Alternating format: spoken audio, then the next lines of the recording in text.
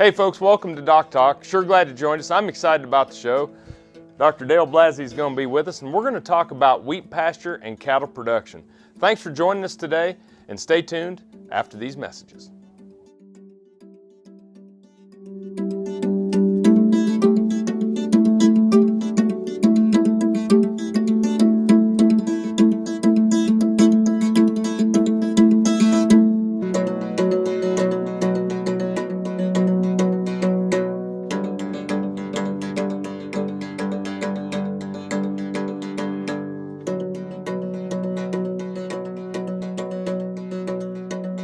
Closed captioning brought to you by Ag Promo Source. Together we grow. Learn more at agpromosource.com. This segment brought to you by Kansas Regenerative Medicine. Your stem cells, your health, your life.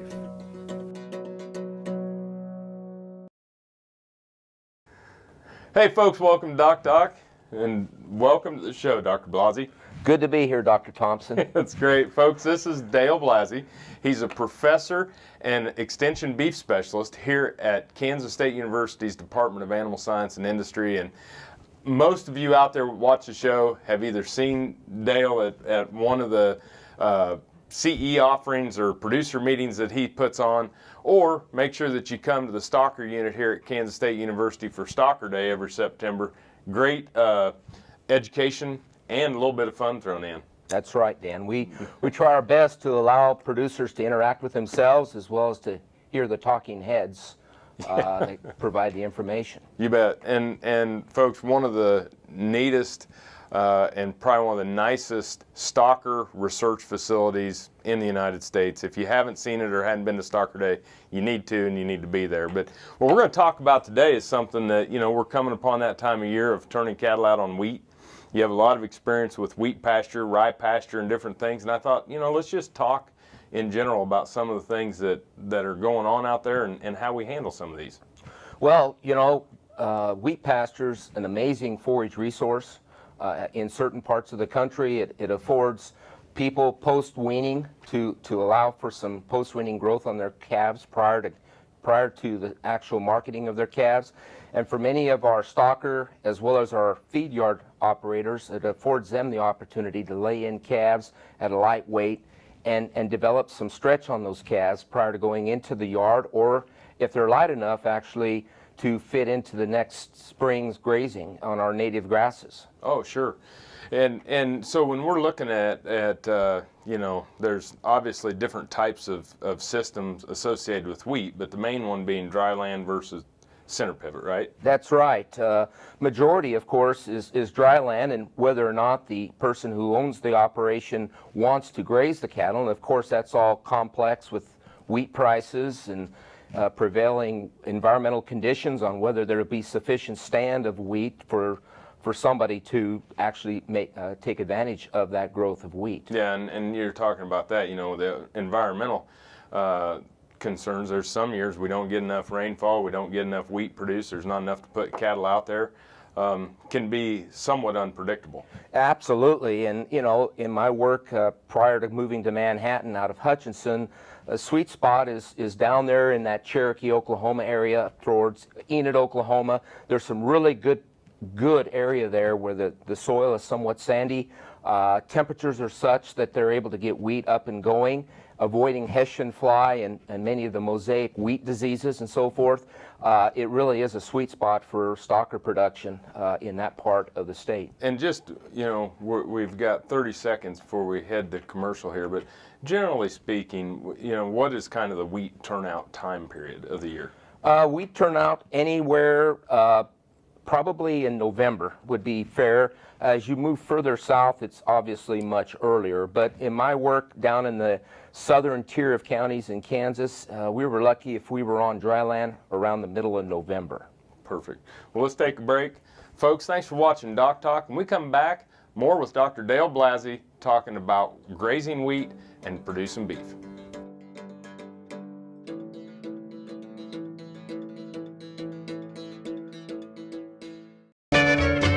Ag Promo Source is a unique group of marketing specialists with one mission: help your ag business grow. Each affiliate has their own area of expertise, and they work together to bring you advice, products, and services. To get started, visit agpromosource.com. Ag Promo Source. Together we grow.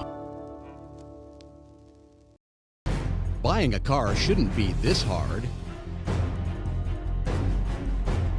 And at Brown Chevrolet Buick in Wamego, it isn't. It's actually awesome. Whether you want a new or used car or truck, Toby's team can make the deal.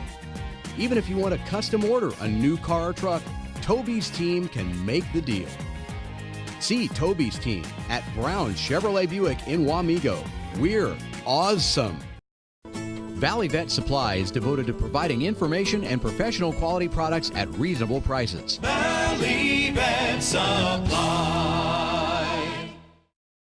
This segment is brought to you by Santa Fe Trail Meats in Overbrook, or visit us online at sftmeats.com.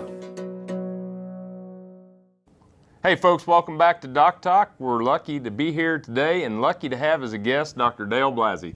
Dr. Blasi is a professor and a state beef extension specialist here at Kansas State University, where he deals with stocker cattle, grazing systems, and really has probably one of the nicest research facilities that I've ever been a part of, right out here at the stocker unit in Kansas State University. And we were talking about dry land, and you know, we talked about two different systems, and the other one being that center pivot or irrigated type pastures as well. Incredible opportunities for producing beef, Dan. Of many of these center pivots are perhaps not sufficient for normal corn production, but fits rather well with the development of forage. And a lot of producers are able to leverage that with the use of rye as opposed to wheat because of the issues of infestation of rye into many of our wheat fields. A lot of our traditional farmers really do not like the idea of having rye anywhere in the vicinity of where they normally produce their wheat. So a lot of folks will look at triticale. Mostly rye is a great opportunity. One huge advantage with respect to center pivots and with rye is that producers are able to plant such that they're able to be out on that forage source by the first part of October. Ooh. So we have great opportunities to grow beef on center pivots, and having that mindset to stock accordingly provides you an opportunity for a uniform watering source, as well as to provide a supplemental feed as needed to stretch out what forage is standing for those cattle to graze. Well, and as you mentioned earlier in the dryland thing, you know, it's dependent on whether or not we're going to have rain. Remove that variable, we can do a little bit more financial planning to move things forward. And as you mentioned, we can probably get a few more cattle put on that piece. Absolutely. Much of the work that I've done in central Kansas traditionally or typically would stock upwards of 300 head to one center pivot and set it up in a four-way pie and provide the watering source at the center of the center pivot with the pump there to provide water source and rotate the cattle through accordingly to the growth of the feed, and providing a supplemental silage or be it a grain mix containing some rumensin in there to take the head of steam off of the potential for fermentation and bloat that may ensue. So you bet. It's a great opportunity. And another thing important too with respect to the dry land versus anything irrigated is much of the irrigated circles tend to be fenced with hardwire. Much of our dry land wheat resources tend to have a hot wire. And we deal with potential blizzards and stuff. We have tremendous wrecks with cattle being pushed and going 15, 20, 30 miles south, finding their cattle after a heavy snow. So that is one risk with respect to winter grazing and wheat pasture. Yeah, just setting it up, you know, with the rye, then they're setting it up more with the cattle in mind rather than with the wheat, where That's right. we're setting it up with the wheat in mind. Absolutely. And in many cases, as I indicated in the earlier segment, getting out the middle part of November, in many cases it was Thanksgiving, and with concerns for first joining on our wheat, in many years we're looking at somewhere in the middle part of February. So your period of time to graze can be quite short if you have the eye for having not a significant impact on subsequent grain yield. Perfect. Well, we're going to take a break. When we come back, we're going to talk more with Dr. Blasi about some of the problems you can have or some of the challenges you can have when grazing wheat pasture. Thanks for watching DocTalk. We'll be back after these messages. Soil is the life of a farm, and for 25 years, SureCrop Liquid Crop Nutrition has helped growers produce abundant quality crops while preserving and improving the soils they steward. SureCrop offers complete soil and plant analysis with cropping recommendations, delivery direct to your on-farm storage, and quality crop nutrition custom blended for your field. Choose SureCrop for the assurance of excellence for your soil. Call today or visit their website for more information. I had this horse. It was a good horse, except for when the wind was blowing above 30 miles an hour. Wind was blowing about 35, 40, and I saddled him up, rode him out to the end of the lane, and I thought, well, he's doing pretty good. And about 6 jumps later, I was laying on the ground and thinking, boy, my shoulders sure hurt. I kept waiting, and it didn't get better, and so I went to an orthopedic surgeon, and that showed that I had torn rotator cuff. And he said, well, we'll have to do surgery. I thought, I farm and ranch by myself. This is not going to work out very well. I'd been sleeping in my recliner for about 2.5 years because it hurt too much to sleep in bed on my side. And I'd heard about Kansas Regenerative Medicine Center on the radio and gotten down there at 8 o'clock in the morning, and by 11:30 the procedure was all over. They just took some fat out of my side here and spun that down for about 45 minutes and then injected it in my shoulders, and I was on my way. It's something you don't hear about, but I thought it was worth a try, and I'm really pleased. It's really worked out well for me. The BQA Tip of the Day, sponsored by Beringer Engelheim Vetmedica, Inc. Hello folks, this is Dr. Nels Lindberg with Animal Medical Center and Production Animal Consultation out of Great Bend, Kansas. Today's BQA Tip of the Day, we're going to visit about branding these cattle. Branding is a common procedure done throughout the United States and the world, but it's very important that we do the best we can to do that brand efficiently and in a timely manner. These cattle here turned out on right. We often brand these sort of cattle when they're turned out of confinement so that if something happens, they get spooked, they get out, we have a means of identification of those animals for that producer. There's many different producers out there. They all have their different brands. But again, the important thing when we are branding these cattle is to have adequate restraint and to be able to do that brand in a timely manner. We want to make sure our brands are functioning properly, whether it's electric or if they're still being fired by propane or wood. We want to make sure that brand is good and hot so that we use the minimum amount of time to brand those animals. Again, adequate restraint and a properly functioning brand are keys to successfully branding cattle in a good and proper manner for that animal. Thank you.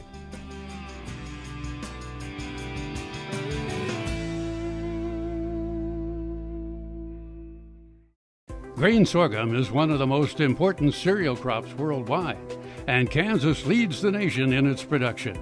Over the years, sorghum has been either exported, used in animal feed domestically, or for other industrial uses. Recently, its use in the ethanol market has seen tremendous growth, with 30% of domestic sorghum typically going to ethanol production.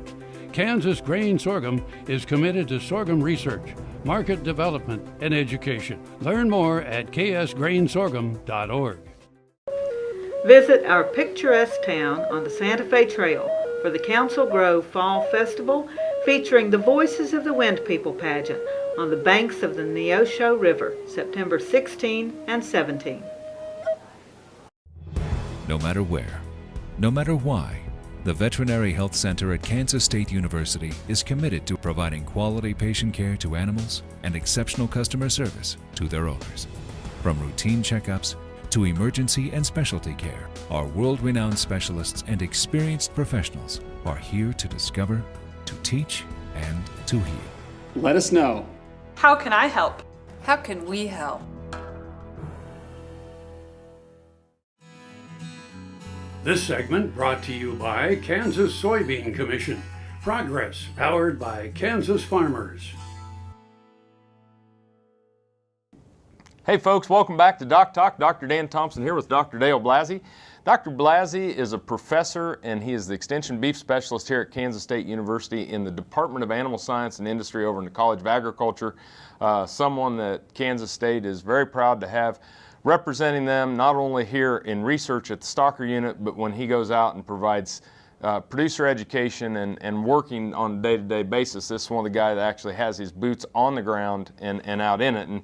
And Dale, when we left, we were talking about, we talked a little bit about some of the supplemental feeding, but let's get into some of your ideas on supplemental feeding for wheat pasture, rye pasture cattle, and then that bloat prevention type strategies. You bet, Dr. Dan. I tell you one thing, I'd be remiss if I didn't acknowledge the lifetime work of Dr. Gerald Horn at Oklahoma State. Yeah.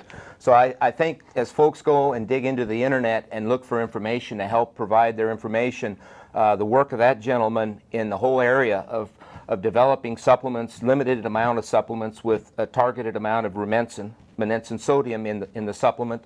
I'd be remiss if I didn't mention that his work is really foundation to everything that we all know about the use of this particular grazing resource. Yeah, Gerald is a good friend of both of ours and someone that's just done so much great work. That's right. Well, providing a supplemental feed, there's so many things about it that producers can leverage with it. Management of calves, an opportunity to get really close to observe for any health issues, conditions that may occur, certainly any puffiness with respect to bloat.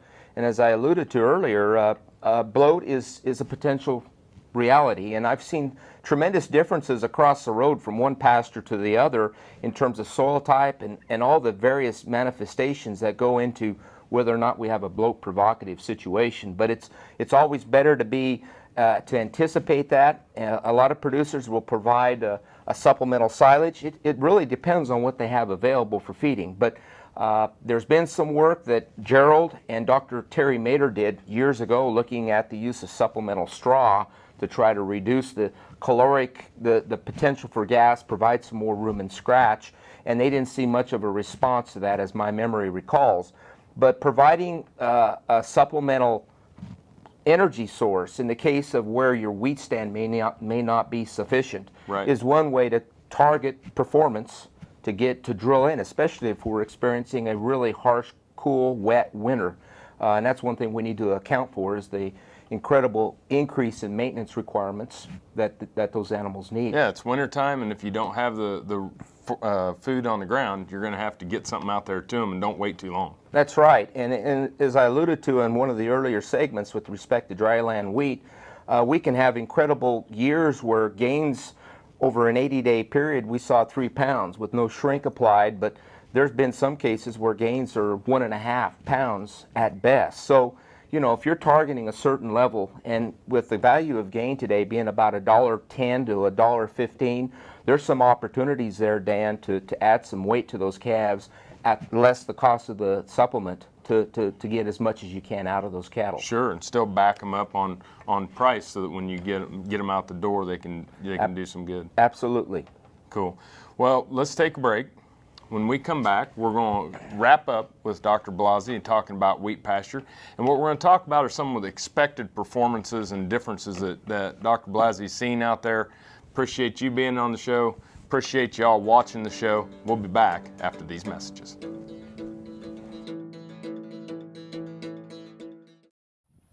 Healthy cows start with the new Hired Hand automatic livestock sprayer. Rancher invented to provide an efficient alternative to pour-on and injectable parasite management systems. The portable design allows cattle to treat themselves head to hoof. Strategic device placement with pass-through activation technology takes the stress out of parasite treatment for cattle and the rancher, leaving more time to tend to other vital tasks on the farm. To learn more, visit cowsprayer.com. The new Hired Hand makes healthy cows easy. When your living depends on agriculture, you can depend on KFRM 550 AM.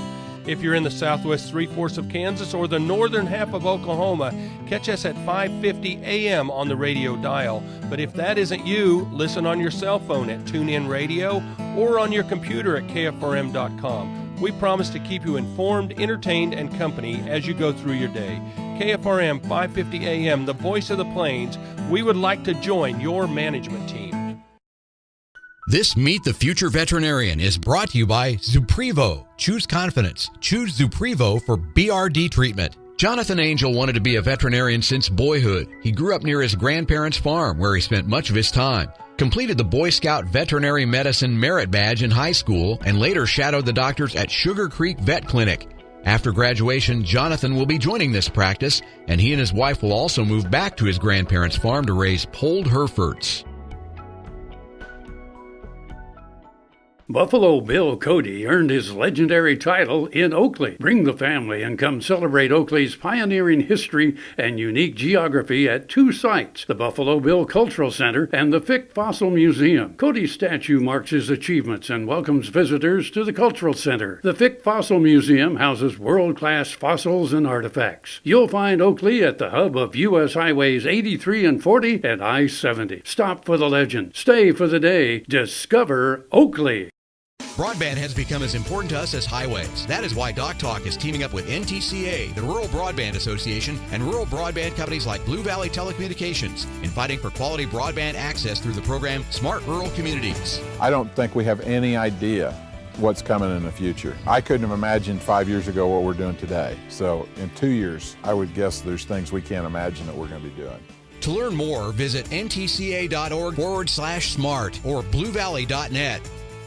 This segment brought to you by Kansas Farm Bureau, the voice of agriculture. To join today or more information, go to kfb.org or find us on Facebook and Twitter. Hey folks, welcome back to DocTalk. Dr. Dan Thompson and Dr. Dale Blasi. We're from Kansas State University, where Dr. Blasi is a professor and an extension beef specialist, focusing on stocker cattle and grazing cattle and basically anything within the beef cattle production area. We're fortunate to have him take time to come over and be on the show. Make sure you go to Stocker Day every September here in Manhattan, Kansas. But Dale, as we left, let's kind of wrap up the show and talk about expected performances and what you see with cattle turned out on wheat and different grazing systems.